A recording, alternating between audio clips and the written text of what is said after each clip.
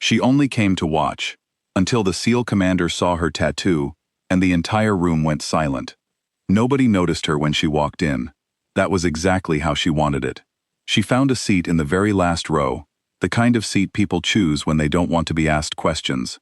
She kept her gray cardigan pulled tight around her arms, her dark hair tied back without any fuss, and her eyes forward. She didn't greet anyone. She didn't pick up a program from the stack near the entrance. She just sat down, put her hands in her lap, and waited for the ceremony to begin.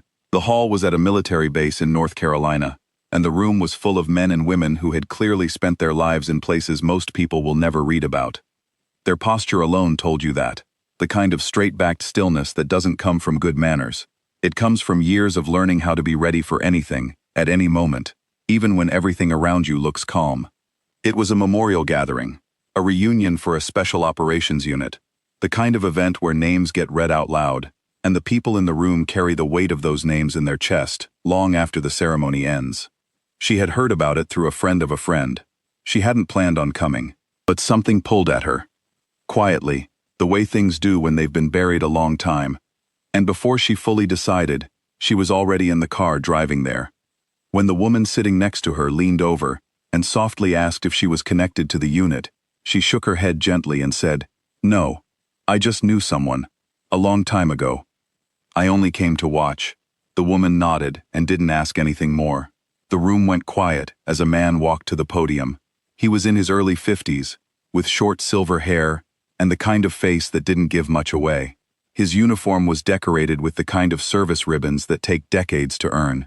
His name was Commander Rourke, a man who had spent 30 years doing things for this country that he would never be allowed to talk about at a dinner table. He didn't speak with the smooth delivery of a politician.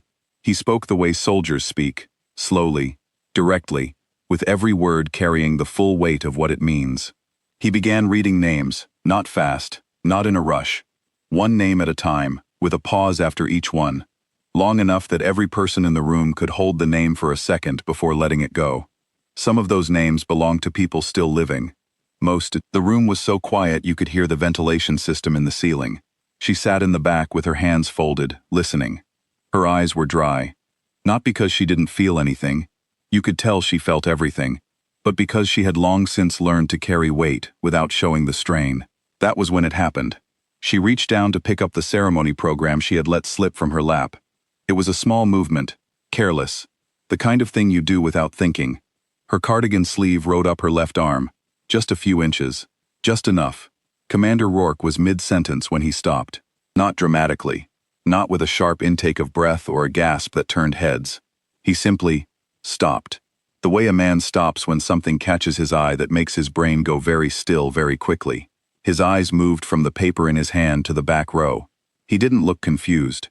He looked like a person who had just seen something they recognized, but weren't expecting to see here, in this room, on this day. He stood at the podium without speaking for maybe 5 seconds.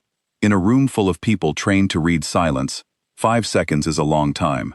Heads began to turn, slowly, without urgency, the way a field of grass turns when a wind passes through it. Not all at once, but in a ripple. People followed the commander's line of sight to the back of the room, to the last row. To her, she had noticed by then. She straightened in her chair. She didn't shrink or look away. She just looked back at him, with the calm expression of someone who had spent a long time learning not to flinch. Commander Rourke stepped away from the podium. He walked down the center of the hall. Every step was slow and deliberate, and nobody in the room made a sound. He reached the last row and stood a few feet in front of her. He looked at her forearm, not intrusively, not rudely, but with a focus that said he was making absolutely certain he was seeing what he thought he was seeing. On the inside of her left forearm, in small black ink, was a tattoo, a trident, the symbol of naval special warfare. Beneath it, a date, October 3rd, 2011. And beneath that, 4 words in Latin, the meaning, not for self, but for country. That alone might not have stopped the room. But it wasn't just the words. It was the exact design, the precise angle of the anchor, the specific positioning of the eagle above it.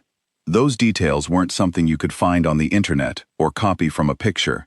They were internal, the kind of marking that only circulated inside a specific unit, during a specific period, after a specific thing had happened.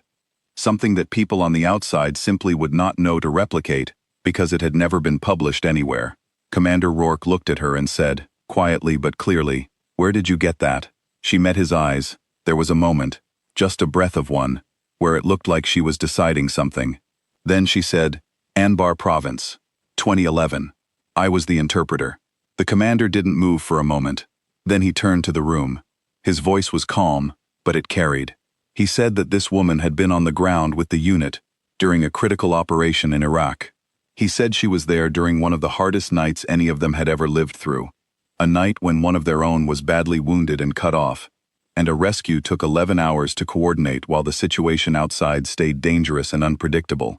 He said she had stayed with the injured soldier the entire time, talked to him, kept him awake, kept him grounded.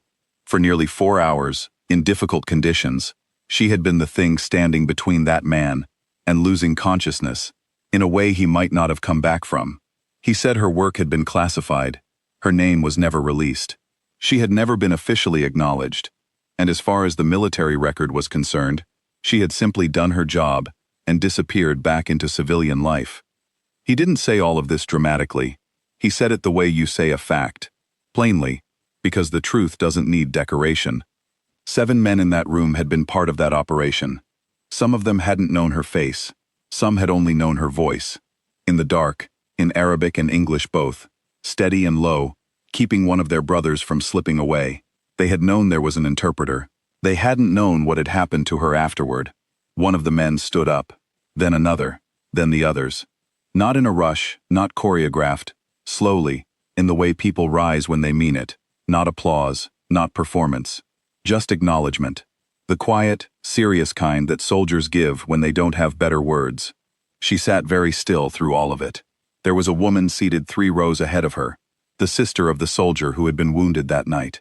She had been coming to these gatherings for years, carrying the gratitude for her brother's survival, and never fully knowing who to give it to. When the commander quietly explained who was sitting in the back row, the sister turned around. She looked at her for a long moment, and then her eyes filled up, and she pressed her hand to her mouth. She didn't cry out loud, but her shoulders shook once, and anyone watching understood. After the ceremony ended, a few people came to talk to her. She answered their questions briefly, without embellishment. When someone asked about the tattoo, how she'd come to get it, what it meant to her, she explained it simply. The year after the operation, she had come home to Virginia Beach. She'd spent 4 years as a contracted interpreter, embedded with special operations teams, and coming back to ordinary life had been harder than anyone around her understood. She lived in a small apartment. She went to the grocery store. She watched television. She tried to sleep. And she carried something with her every day that she didn't have language for in civilian conversation. Before she left Iraq, one of the soldiers from the unit had drawn the trident design on a napkin. He'd slid it across the table to her without a lot of words, and said she'd earned the right to carry it. She had taken the napkin to a tattoo artist in Norfolk and asked him to copy it exactly. He had. She'd worn long sleeves ever since. Not because she was ashamed, but because she had built a life on the other side of that experience. A quieter life, a different one, and there was no easy way to bring those 2 worlds into the same conversation. She taught Arabic at a community college. She had a garden she tended on weekends. She had her routines and her privacy, and the kind of peace that you build carefully, one ordinary day at a time, when you've seen enough of the opposite. The tattoo had always been there. Under the sleeve, close to her pulse, a mark of something real that had happened. A night when it mattered that she was there, and she had been. She had forgotten to keep her arm folded, just for a second, just long enough for a cardigan sleeve to slip. 3 days later, her phone rang. It was the man she had kept alive on the floor of a building in Anbar Province in 2011. His sister had called him that same night, from the parking lot outside the hall, voice shaking, trying to tell him what she had seen. He had gotten the number through the commander. The call lasted 2 hours. Most of it, she said later, was quiet. Long pauses where neither person filled the silence, because they both already knew what was in it. He told her he had thought about her over the years, that he hadn't known her name, that he had carried what happened in pieces he couldn't fully explain to anyone who wasn't there. She told him she understood that. He said he was glad she had come that day. She said she wasn't sure why she had. There was a pause, And then he said, "Maybe you needed to be found." She didn't answer right away. Then she said, "Maybe."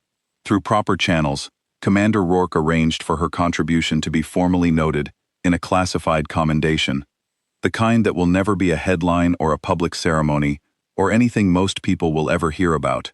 But it exists. In the permanent record of what happened that night, her role is no longer a blank space.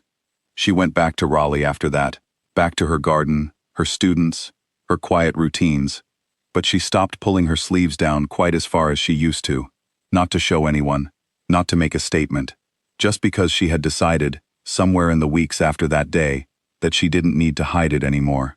The tattoo is still exactly where it has always been. She still doesn't talk about it much.